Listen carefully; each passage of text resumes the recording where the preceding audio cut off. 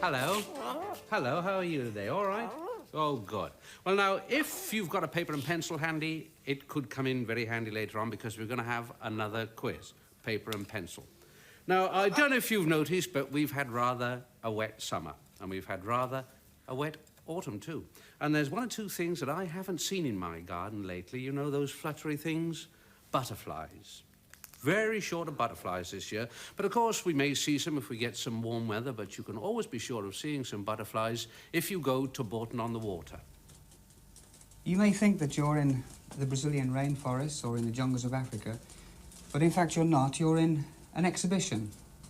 And here we've tried to create the atmosphere where we can breed butterflies indoors and completely with artificial light, heat, humidity, and everything under our control, which will enable us to breed butterflies throughout the year, even in the wintertime.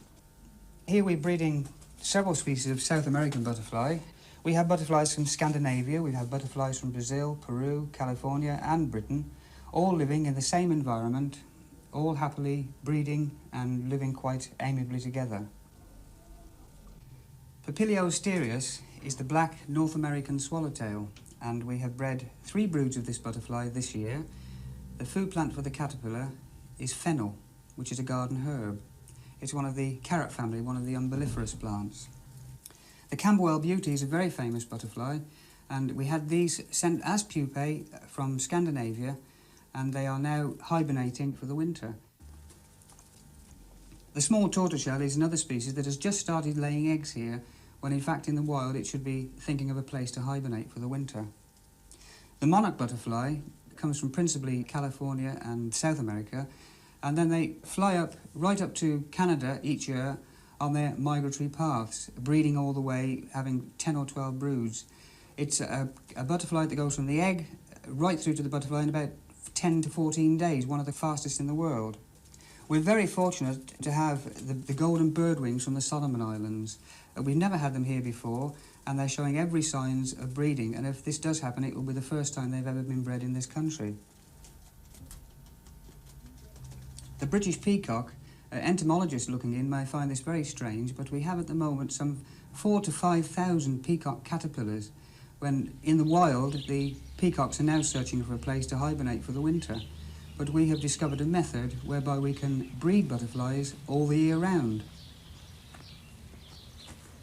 A lot of people can breed butterflies, but because we got our indoor garden, we can breed them in much greater quantity.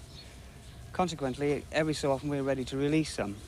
Now this is an ideal location for releasing butterflies. It's a disused quarry that hasn't been worked for hundreds of years, except for the odd barrowful. And I brought along some British peacocks to release.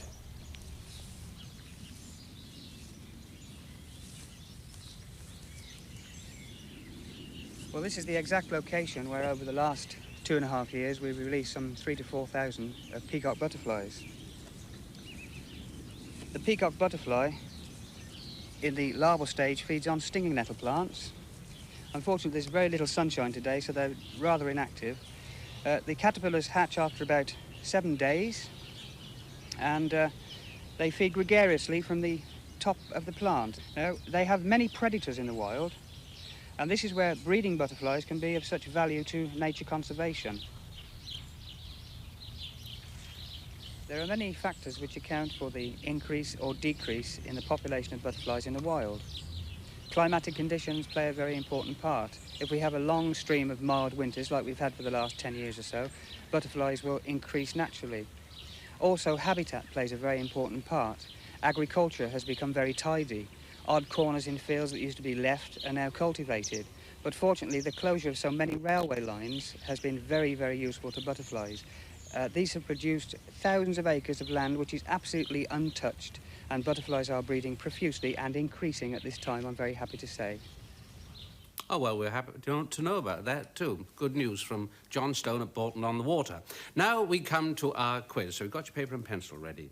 And the first 2 correct answers out of the bag, 2 this time, will receive this Atlas of World Wildlife. Well, now, you know what this is? A cuckoo. We call it a cuckoo because that's the noise it makes, a cuckoo. Now, what we want you to do is identify 3 birds who are called because of the noise they make. 3 birds, and we want the name of the noise they make. Here's the first one.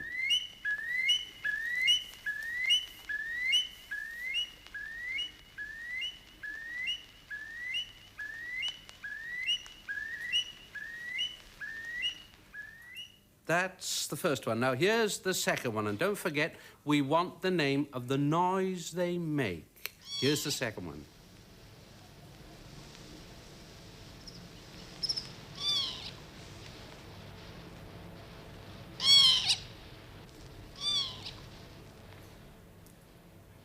Now, that bird's got several names. We want the noise name.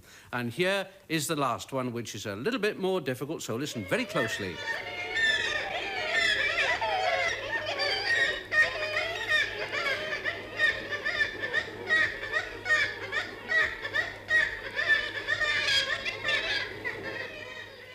Well, that was a little bit more difficult, but I did hear it said a few times there. So, if you've identified those 3, please put your answers on a postcard, please, and send them straight away to this address.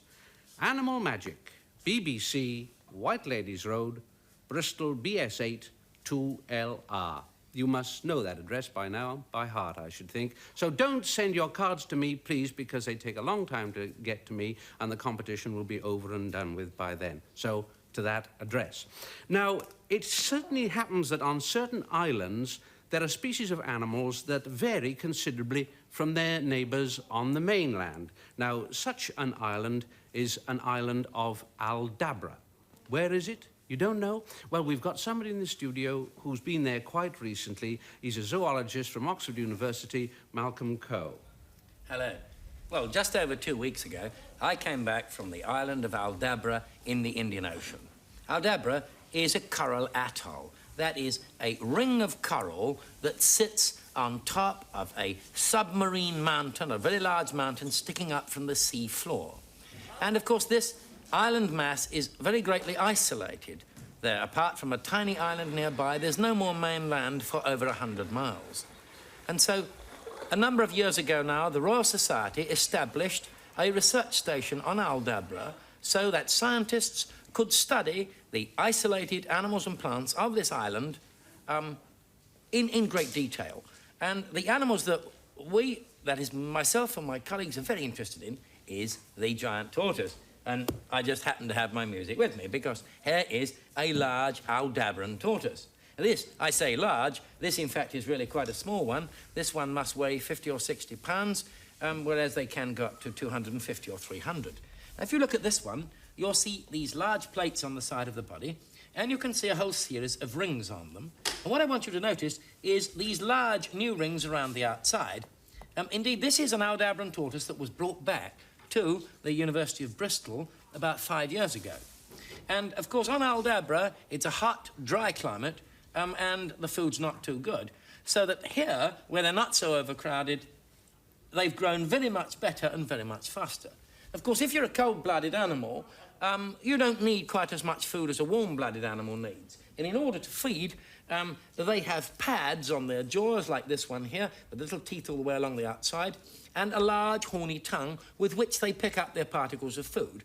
You've probably seen your small ones doing it. They push the large tongue out like this, and they pull bits of food into their mouths.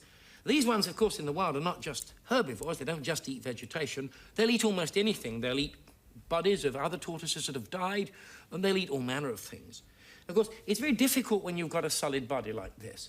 You're faced with a large number of problems, not least of which is the fact that Aldabra is a very hot place. And also, breathing's a bit of a problem because they don't have a diaphragm like you and me that enables them to draw air in by moving their diaphragms. One of their big problems is that they have this solid bone around the outside of the body. And in fact, if you look at this chap here, if I tickle his leg, he'll probably stick his head out. There we are. You'll see, I've got him well trained. And now, when he sticks his head out, you'll notice the underneath of the throat moving. And the way in which they breathe without a diaphragm is to move this piece of bone in the throat up and down to draw air in. Now, of course, I'm sure many of you at home, perhaps that have kept tortoises, all want to know, well, why don't your tortoises grow to be very large creatures like this? Well, the reason for this is that there are a large number of small species of tortoises in the world and very few places where you get giant ones like this. Galapagos, off the coast of Ecuador, and Aldabra. The truth is that many years ago, of course, there were many other places in the world where there were giant tortoises. But very sadly, since man came along, giant tortoises have entirely disappeared from everywhere now except the Galapagos Islands and, where this chap came from, the island of Aldabra. Thank you, Malcolm Cole. Well, now, this here is a bit of a yoke. It's a yoke used to harness oxen. Yes. Now, oxen haven't been used in this country for a long time. They're still used in lots of European countries to do the farm work, but not in this country, except by one or two enthusiasts. Now, you've got to be very enthusiastic to do a thing like that. But Joe Henson has done this. He's trained oxen to pull carts, and he is, of course, a member of the Rare Breed Survival Trust. This is the Cotswolds, an area which was intensively settled by the Romans when they occupied Britain. And let's, for a moment, consider their mode of transport. The centurions, of course, had their light chariots, which were fast and were pulled by horses. But the Romans had to bring a lot of heavy equipment and supplies all the way from Rome. And for this, they needed large, heavy wagons and a strong type of animal to pull it. And they used oxen. Oxen, perhaps, like this pair here. Come on, Romulus. Come on, Remus. Pull on. Pull on, boys. That's... This old farm track used to be an important Roman road, and very bumpy it is too. It was called the White Way, and in fact, it's still called the White Way today. And the oxen are Old Gloucesters. The Gloucester breed was an important breed of cattle in this county. And they were bred, first of all, as ploughing oxen to work on farms. After their working life, they were slaughtered for beef, and the cows were milked, and their milk was ideal for cheese making. In fact, it was the milk of the Old Gloucester cows which started double Gloucester cheese. It's been a long, slow process training this pair of oxen to work. It's needed a lot of patience and kindness because animals won't work for you unless they have confidence in you. First of all, we had to find a yoke, and my friend Charles Martel borrowed the old ox yoke, which is on display to the public in Gloucester Museum. And from that, he made this one, which we're using today. That's right. You made it.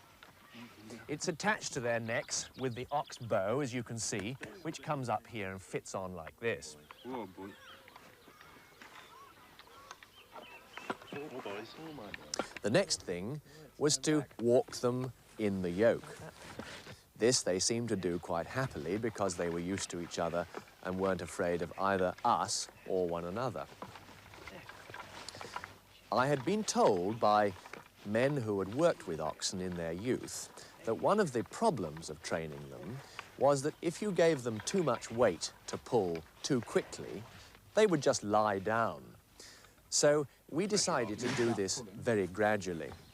First of all, we tied a rope to the middle of the yoke, and I walked behind, slowly increasing my pull on the rope so that they wouldn't notice it. Eventually, I was pulling with all my strength, and I tried to pull them to a stop, but it was obviously quite impossible. They had no trouble in pulling me along. We then tried to think of something light which they could pull, and we hit on the idea of using my children's sledge. We tied the rope to the sledge, and I sat on it, and away we went. No trouble at all. Good boys. Go on. Then came the point where we had to actually attach them to a cart. And we used an old cart with rubber pneumatic wheels and a light water pipe to attach to the yoke to cut the weight down to the absolute minimum. Right, away we go. Come on, Go on, lads. Come on, boys. Go on, then, Romulus. Go on, Remus. Get on. Go on, pull on. There's good boys. There you go. So then we felt that we could now, after several weeks of this, risk putting them in the Gloucestershire wagon. Our reason in the first place for training these two oxen to pull was so that people who are interested in the work of rare breed survival could see the uses to which the old Gloucester breed of cattle were put. But in doing so, we've learnt a lot of interesting lessons. We've learnt of the problems that man had in training these kind of animals to do this work. And we've also learnt how useful they must have been. They're very much more tractable than horses, more docile. They're less easily upset. They can go on working for very much longer hours. They were long-distance, strong plodders.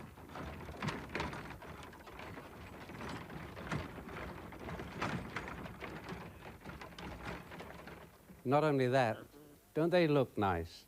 Now, there are some things that don't worry us very much in some countries, but in other countries they are a perfect pest and quite dangerous. I mean, flies. Yeah, and it's always the way. When you don't want flies, you've got them, and when you want some flies, you can't find any anywhere at all. Now, at Twycross Zoo, not so very long ago, I wanted 1 or 2 flies for some very useful people who eat nothing else but flies.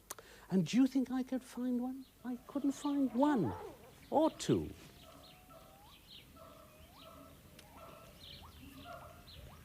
Ah, now wait a minute. There's one there. Got it. Have I? No. Oh, dear, dear, dear me. Where do the flies go in the autumn time? Now, there should be thousands about. Is that one? No. Let's try in here. It's nice and warm in here. There should be a few about. Ah, there are a couple of Malcolm Coe's pals. Any idea where I might find a fly or two? Hmm?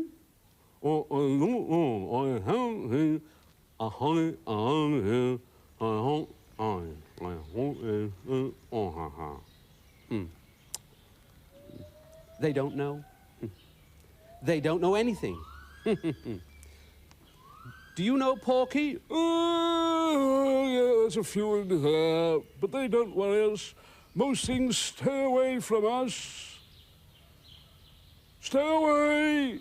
Don't worry, porcupines. I've just come to catch a few flies. Oh, carry on then. Carry on then. Right. I say the children are growing. Oh, yes, they'll succeed all right. Will they? Oh, yes. Where there's a quill, there's a way. Where there's a quill, there's a way. Careful. Careful.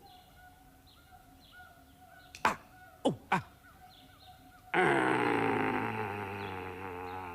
You're not much of a flyboy, are you?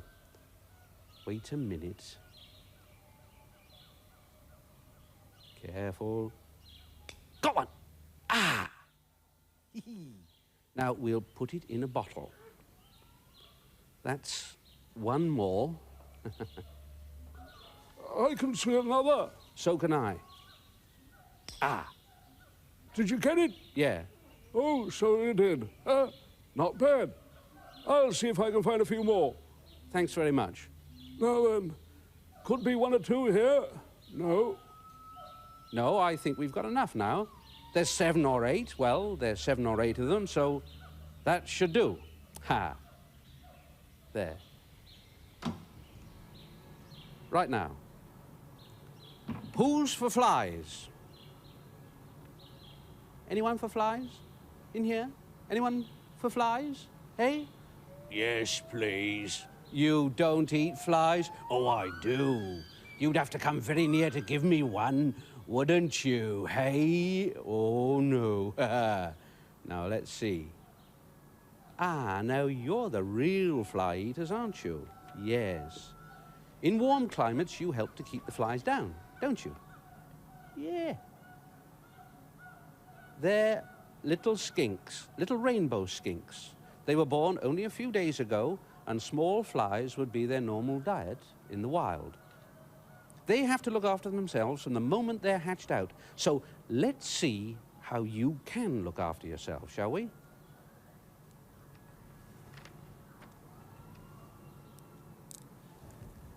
Wow. You can look after yourselves very well indeed, it seems. Very well indeed. Yes. Very well indeed.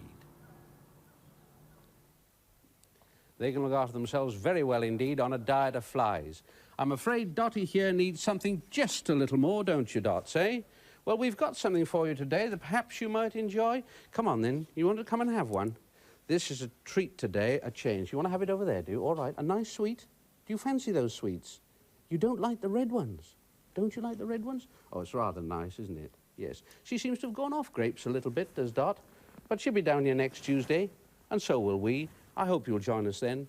And until then, from all of us, bye-bye. Where are you, Dotty? Where?